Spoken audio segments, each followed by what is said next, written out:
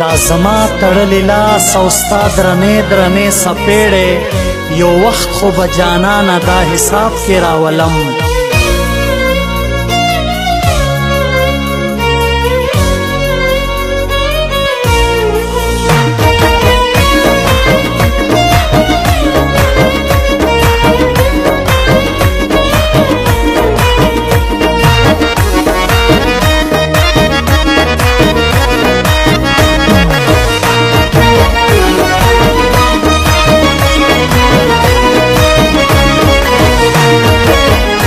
چې بدرنګ وي کور یې ړنګ وي چې غنم رنګ وي خلک یې ټول قدر کوي نه په زړګي توره یاره مړه شې چې زما په مخ کې اچوې پر بل لاسونه بیا به یاري د هیچا نه کړم ستا په یاري چې نازېدم رسوا دې کړمه زړه چې و چاته نږدې نه کړې لباس خلق دي د لباس خندا کوي نه په ما مینه خدای دې واخله جانان جانان چې راته وایې مړ به سمه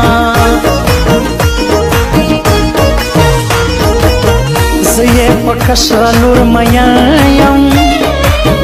مور یې د مشرې صفت کړي خندا راځي نه اور دې علما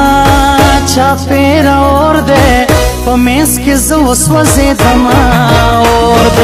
اور دې علما چاپېره اور دې په منځ کې زه وسوځېدمه اور دې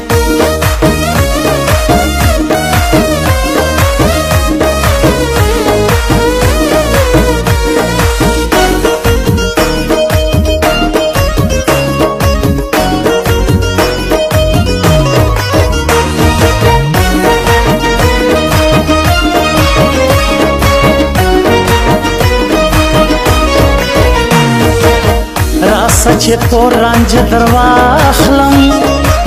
دا خړې سترګې توره وه مزه به کړي نه پر کور بهر چې راونوځې څوک به دې وخوري د سرکو شونډو سرونه سیلاب د اوښکو پر مخ راسي چې راته یاد سي ستا د زنې شنه خالونه مینې و تا ته مې سلام دی یسوکاباد کې د چاوران کې جوړ کورونه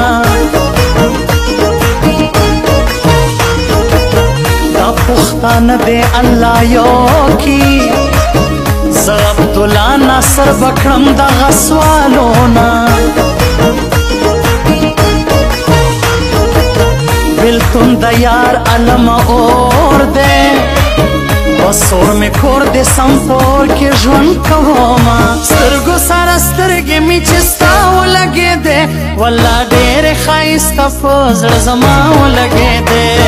سترګو سره سترګې مې چې ستا ولګېدې والله ډېرې ښایسته په زړه زما ولګېدې والله ډېرې ښایسته په زړه زما ولګېدې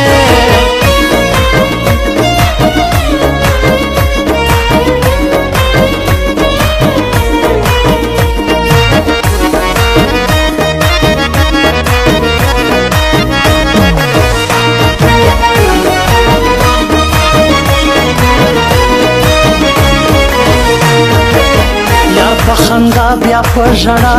سم تصویر دې ګورم یادوم پخوا یادونه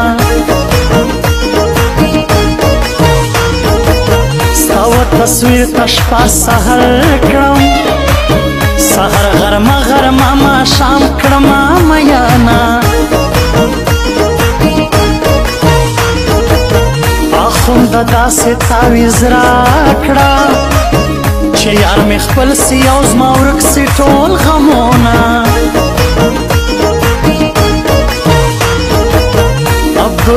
ګران ترین هوایا راته یاد یې نور بس کوم میانا ورځه ورځه اوس یې نو یار کا د اناري شونډان یې ما دوشلي دینا